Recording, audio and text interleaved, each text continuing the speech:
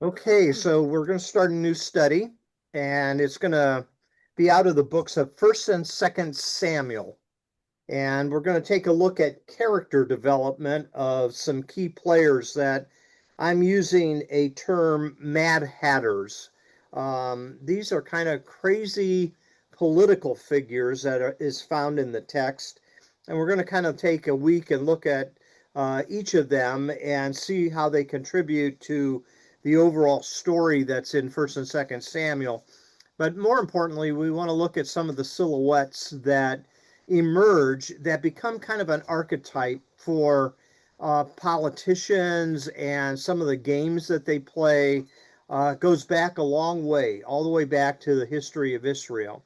And this idea of a Mad Hatter, probably you might be familiar with it out of Alice's Adventures in Wonderland. That seems to be where it became kind of known because there is this very wild character called the Mad Hatter, although ironically, Lewis Carroll in that novel never actually calls this character the Mad Hatter. He's just the Hatter. But he holds this famous tea party, and it's called the Mad Tea Party. That's probably why he got the nickname the Mad Hatter. Hmm. And he was an individual that refuses to acknowledge reality. He is an individual that does not use logic, and he talks in terms of riddles. And so now you know why I picked that to be kind of a metaphor for politicians, right? They kind of defy logic, they talk in riddles. Sometimes they are not dialed in to reality. Now, last night there was an election across the United States, local election of mayors and that type of thing, governors and so forth. But if you kind of listen to some of the commentary on some of that, you'll find that a lot of these politicians still don't know why they lost the election, even though sometimes the commentators are saying, but they weren't saying anything to address the needs of the people. And it seems to be um, a a characteristic of people as they continue to gain more and more position and more power. Now, the predecessor to Alice's Adventures in Wonderland actually was an English idiom, and it was called, they would use a term called mad as a hatter. And it appeared as early as the 1820s, and it became known as kind of a term for someone eccentric. Sometimes they appear insane in the way they act or unpredictable. And the way they got this term, interesting development, it was an actual occupational illness. Back in the 18th and 19th century, hat makers would often use mercury to cure the felt that they used in the hats that they were making. And their exposure to those mercury vapors often caused side effects like tremors, slurred speech, hallucinations, different things like that. And it became known as kind of the Mad Hatter disease. Uh, we might refer to it more in medical terms of the side effects of being exposed to mercury. So, anyways, those two things kind of led to this development of the term Mad Hatter, Mad as a Hatter in the early 1800s, to Lewis Carroll's book, Alice's Adventures in Wonderland. The Hatter is the one who hosts a Mad Tea Party. And then in more popular culture, is just kind of a symbol of some quirky individuals that have some type of position in society that is kind of oblivious to the needs of other people around them. Well, in relationship to that, um, Lewis Carroll said we're all mad here, that there's certain elements that this is applicable to all of us with our own idiosyncrasies and so forth. But in relationship to public life, politicians often think of themselves as public servants, right? But a lot of the things that they do and say really doesn't show any progress in terms of public service. Rather, they lose touch with reality. They're distant from truth, humility, and they really don't care about justice as a result. They just care about themselves, that self absorption, if you will. So in politics, Mad Hatters might describe leaders that prioritize spectacle over substance, or they steer away from policy and often use riddles as to why something can't be changed. So political Mad Hatters, they often host endless tea parties or rallies or public events that are often full of dysfunction and endless debate, gridlock, all that type of thing. And so the quest for power often brings with it certain behaviors that we're going to see in First and Second Samuel, that as these individuals try to either protect their positions of power or as they try to obtain their positions of power, it often leads to side effects that affect society as a whole. So I think it's a very relevant topic that we're going to look at over the next few weeks. And obviously, you can look at different episodes in the scripture or in history to see that the quest for power is always kind of behind the scenes, always at work. And so, if you turn to the book of Genesis, there's a power struggle when the serpent characterizes God as not wanting to share his power, and God doesn't is withholding you the ability to know the difference between good and evil. Uh, Nebuchadnezzar in Daniel chapter 3, he goes mad. As a result of that, he becomes very paranoid. He is an individual that was obviously pursuing power. In Daniel chapter 3, he sets up this huge image of gold, and he tells all the nations and all the court that they are to bow down in worship to this image, and if they don't, they will be thrown into the fiery furnace. Hmm. Fast forward, you find that the Romans were often intoxicated with power, and their chief deity, Zeus, was the god of power that they worship. Then finally, by the time you get to the end of the New Testament, not that I've said nearly but an example of some of these type of things, even in the letter to the seven churches in Revelation 2 and 3, John the Revelator talks a little bit to the church at Pergamum about how they set up an altar, and this altar is the seat of Satan. Well, what is meant by that? Satan is presented as one who is trying to obtain power from God, steal power from God, and set himself up as ultimate deity. So when you look at these stories, you'll find that it looks different because of the culture in which it sits and the distance we are removed from it date wise. But there's some of the same dynamics that are going on.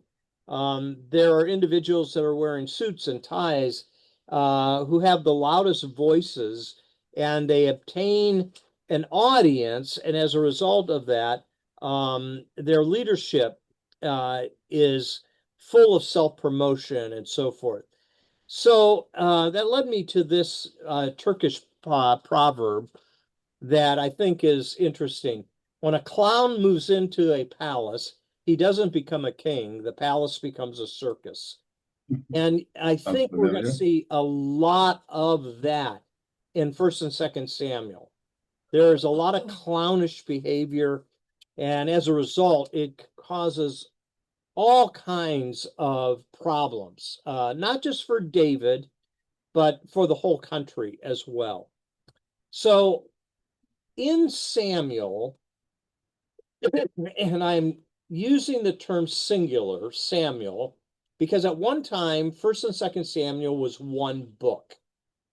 Now it's divided up in the English Bible because initially the scroll of Samuel did the amount of material didn't fit on one scroll, so it was divided up in two scrolls, and eventually it became known as First and Second Samuel. But initially, the way this text was collected by the Israelites, it was a ongoing story of their desire for a king, and we'll get to that in a moment. Um, some of the characteristics are both brilliant and confusion at the same time. We're going to see that very quickly when we get to the life of Saul. Even before Saul, there are some that are consumed with zeal, but they don't have a whole lot of wisdom. There's some people that are emotionally volatile. Then there's Saul, who becomes detached from reality, and he will even seek out the advice of the witch of Endor, which we'll talk a little bit about. But I think what we find the editors of Samuel doing is holding up a mirror to the human race and saying, when God is not at the center of our lives become unbalanced and can often go to extremes. So when we open the scroll of Samuel, or as in our Bible, First and Second Samuel, you have people that are going to be hard to understand why they do what they do. So we're going to try to figure that out a little bit. And then we're going to see how certain individuals have kind of grown in our imagination over the years. And sometimes we miss some of the things that are actually in the text because we're using kind of a Sunday school version of, Samuel or David or Nathan or Absalom or whoever it might be that we're talking about. So Samuel is a book that I think comes into its final form very late. The stories are there, but it probably doesn't come into the finalized form that we have in our Bible until after the Babylonian captivity, which means there was a lot of editing that was going on over the years. So, in order for us to kind of get a big picture of what's going on here, I want us to just kind of think through First and Second Samuel for tonight. And then next week, we'll start to take a look at some of these character sketches of some of these individuals that play a prominent role in the life of the nation and become political leaders and so forth. So when we look at the scroll of Samuel, it's interesting that the name is given Samuel, considering the fact that Samuel doesn't take up a whole lot of the text. He's early in First Samuel, but he disappears rather quickly. But he is the individual that appoints the first king of the nation of Israel.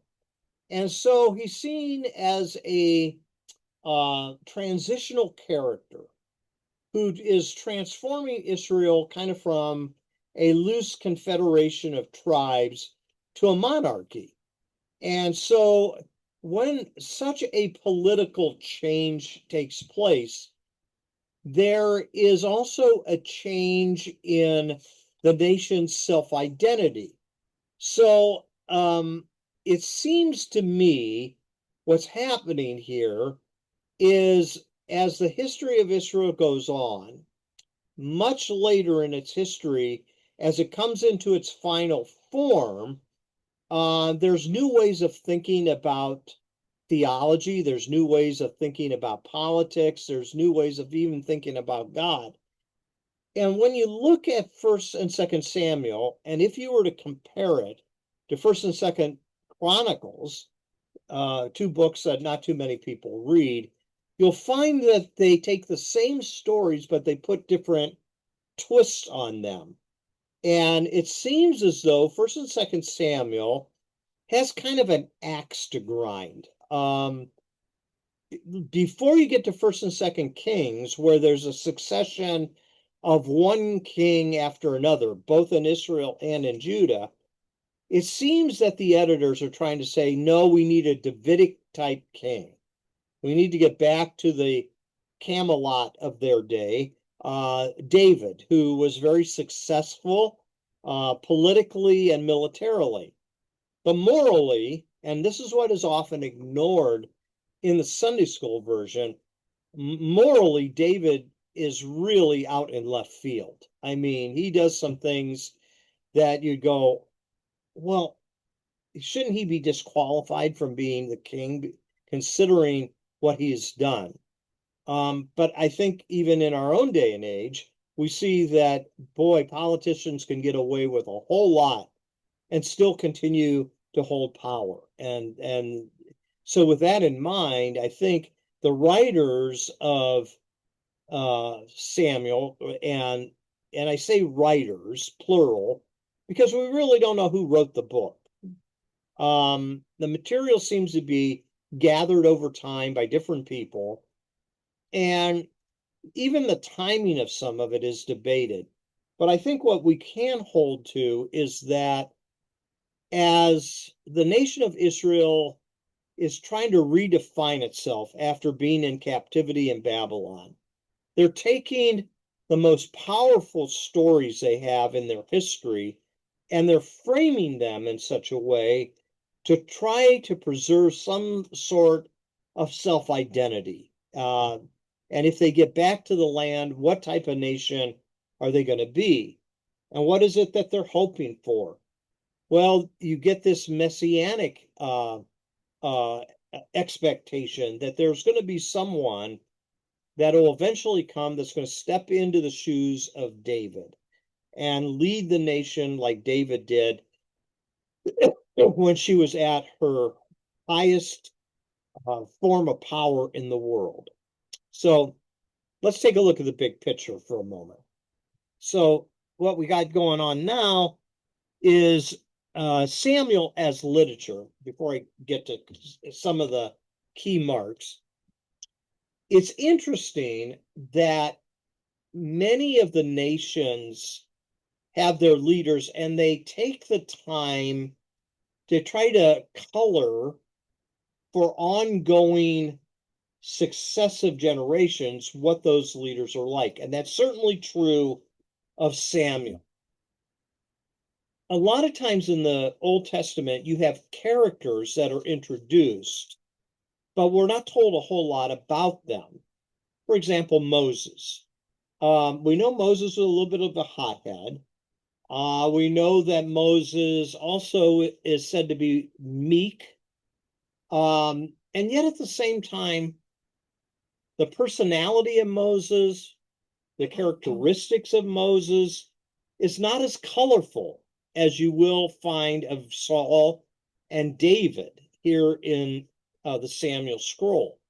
So what we find that they have in common, both Saul and David, is they have certain ambitions, they have certain expectations, and they have certainly the desire to be honored and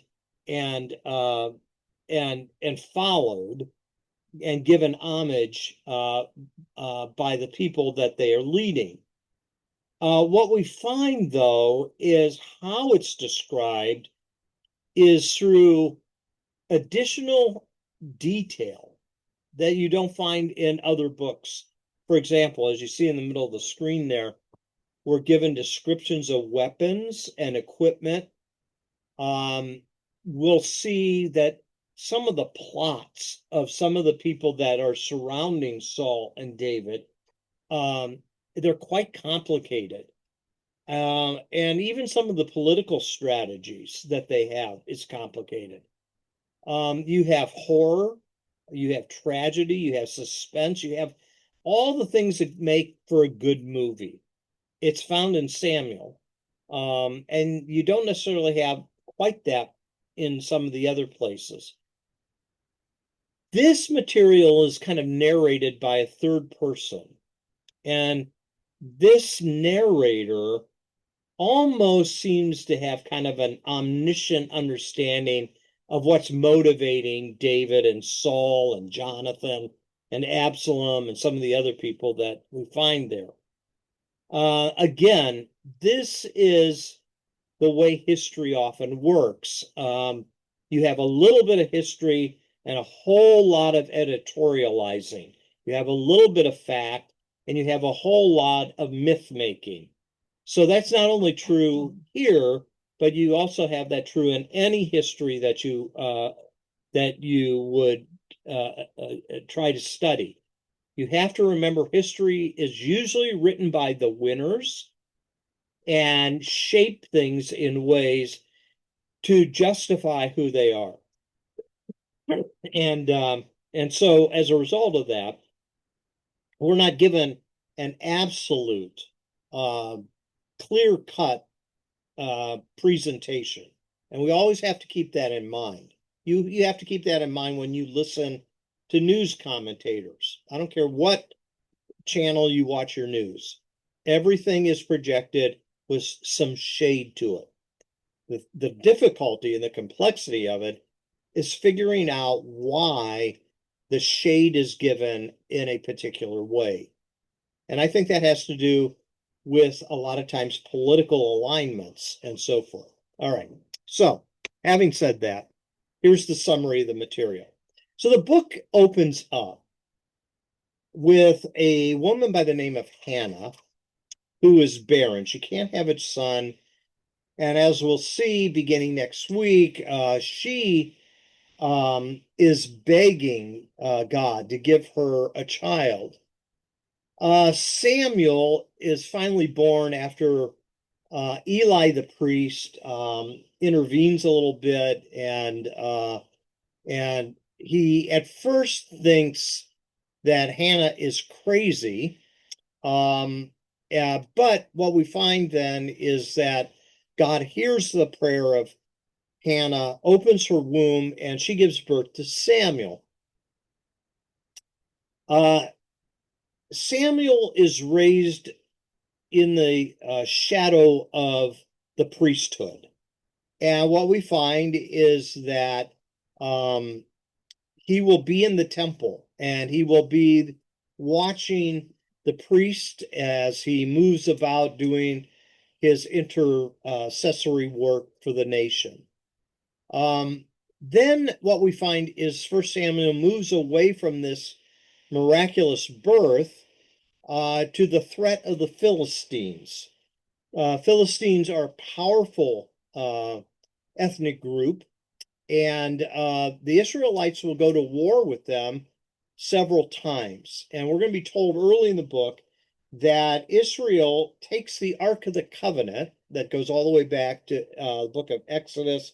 Ark of the Covenant was a part of the tabernacle, and they take it into battle. And the ark gets captured by the Philistines in their defeat. And then what we find is the book is going to tell us how the Israelites get the Ark of the Covenant back. Now, here's the first place I am going to turn tonight. And it's just kind of a quick summary. 1 Samuel chapter 8. This is a key here. And I'm going to read a few verses prior to verse 17 and 18, but that's the key element here. So it says in verse 1, when Samuel grew old, he appointed his sons as Israel's leaders. The name of his firstborn was Joel, and the name of his second was Abijah, and they served at Beersheba. But his sons did not follow his ways. They turned aside after dishonest gain, accept bribes, and pervert justice. You should probably underline that line in your Bible because that's what happens in politics. Dishonest gain, accepting bribes, and perverted justice. So all the elders of Israel gathered together and came to Samuel at Ramah. And they said to him, You are old, and your sons do not follow your ways. Now appoint a king to lead us, such as all the other nations have.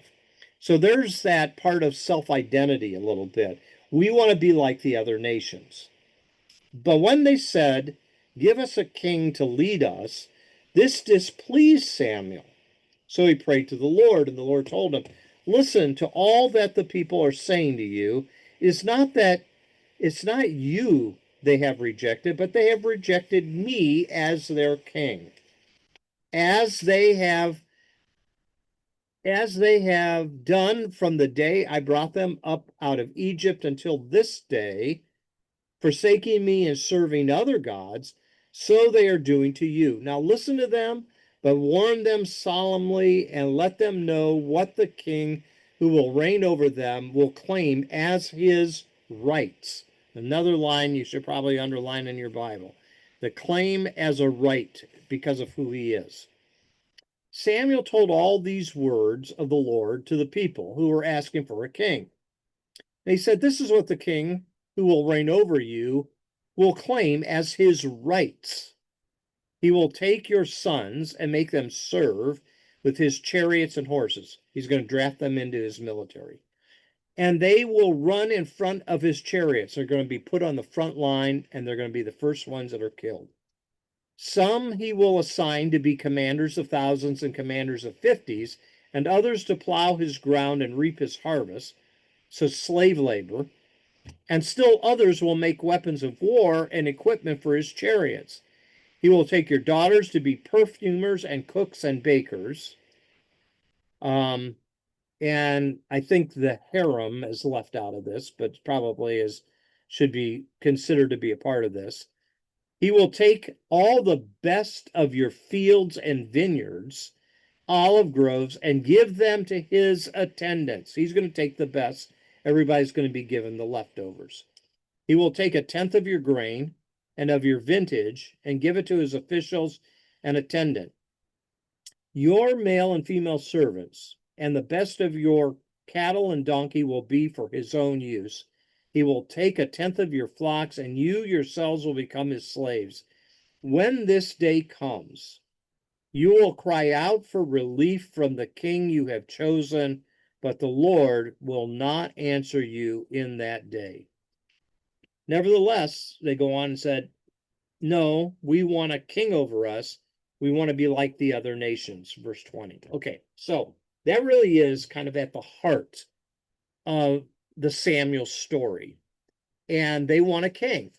And they want that king to look like the kings of other nations. And even though it's going to be costly to them, it's going to cost them sons and daughters, and it's going to cost them money, and it's going to cost them crops and all kinds of things. Yet the people want a king to lead them as a leader into battle. Now we're seeing a close connection between what a lot of politicians, once they get to that level of power, do. They are individuals that will use all of the resources for their own gain, as long as it seems that you are keeping the nation secure. Okay. So, having said that,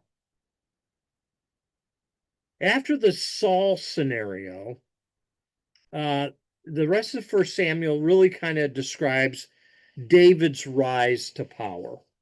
And that's long and that's complicated. Now, what's interesting in all of this is David will be chased and he will go into his own form of exile as Saul becomes paranoid, especially because of David's close relationship with Jonathan.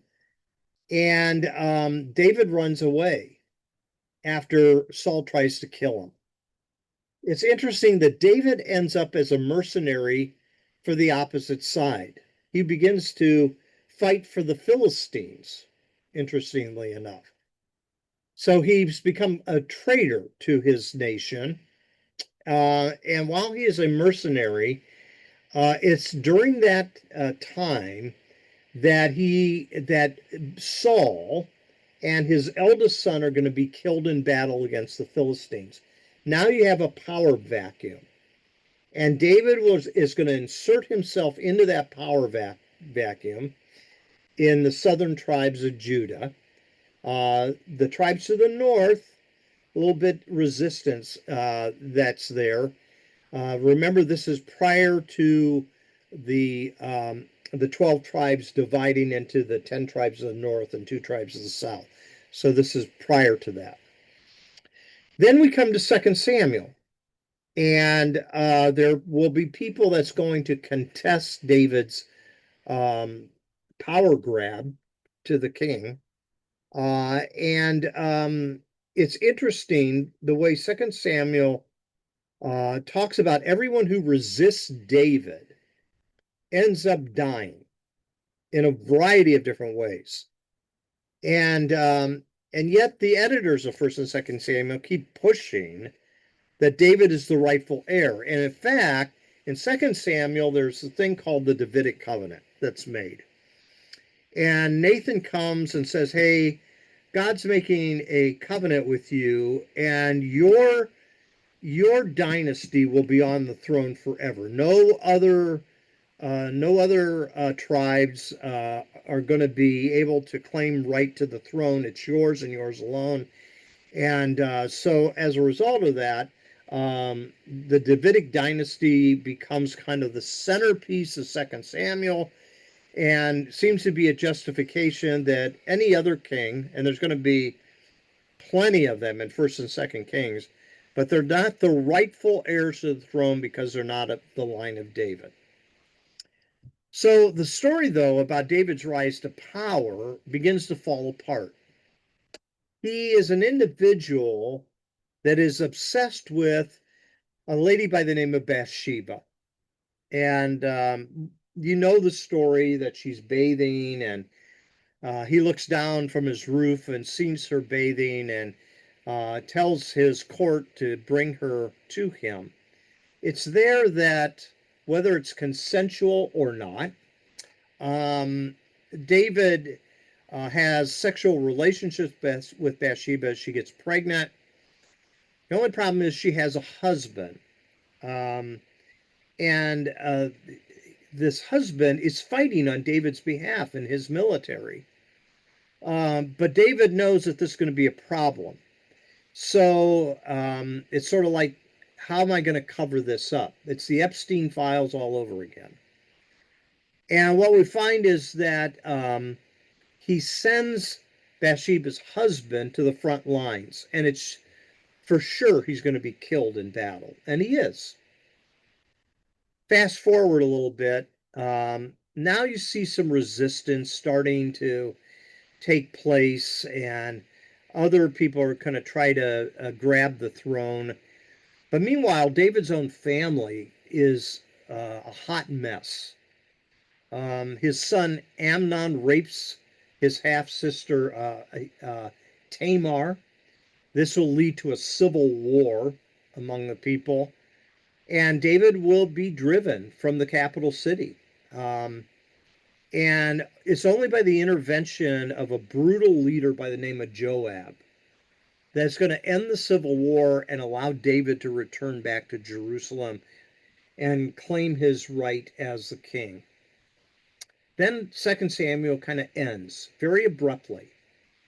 And what we find, though, is by the time you close the page on 2 Samuel, his eldest sons are dead. There's confusion as who should be the rightful successor to the throne of David. And there seems to be some uncertainty about the dynasty of David's covenant.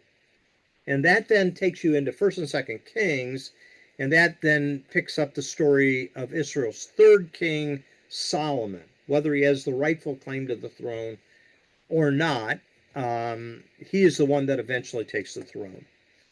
David, though, is able, by the time you get to the end of 2 Samuel, to return to Jerusalem, and that's where he's going to live out the remainder of his life. So probably a way of looking at this book is before David, David's rise to power and David's fall. Okay? That would take you from 1 Samuel 1 all the way to 1 Kings chapter 2. What I find interesting is the political intrigue in the book.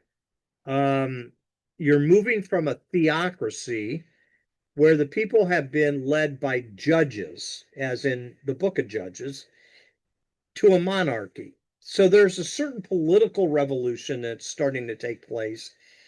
And the story that opens up in 1 Samuel 8, as you can see by what I read, is there's a crisis of leadership.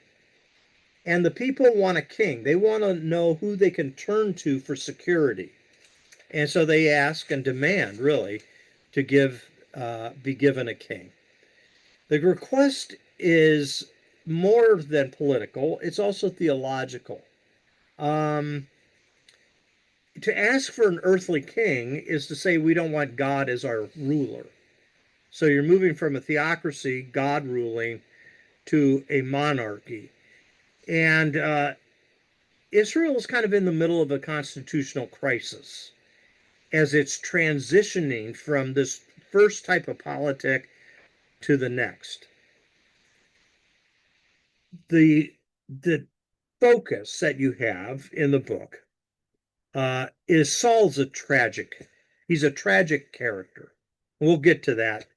Um, his reign is a portrait of paranoia, and his rule unravels.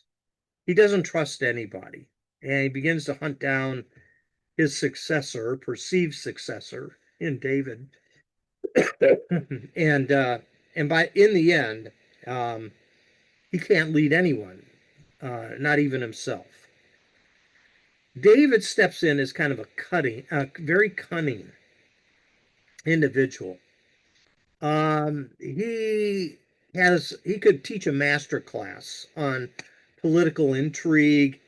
Um, he does it through charisma, patience, relationship with Jonathan. He will marry into Saul's family. His wife comes from Saul's family, and then he waits. And as he waits, he's going to seize the throne, and when he has opportunity to do so, he's very pragmatic. He's a skilled warrior. Um, he is an individual that seems to be given God's blessing, but there's an awful lot of moral complexity to his life. So we'll take a look at that as well. Even the people that surround David, his court, are scandalous at times.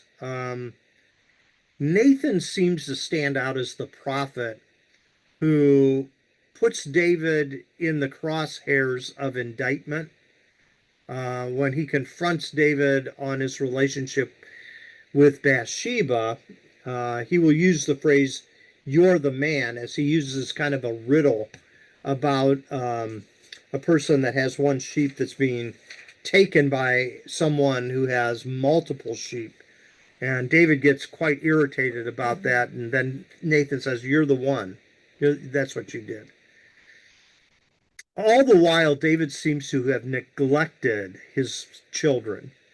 And the one who rises up to be the most rebellious is Absalom.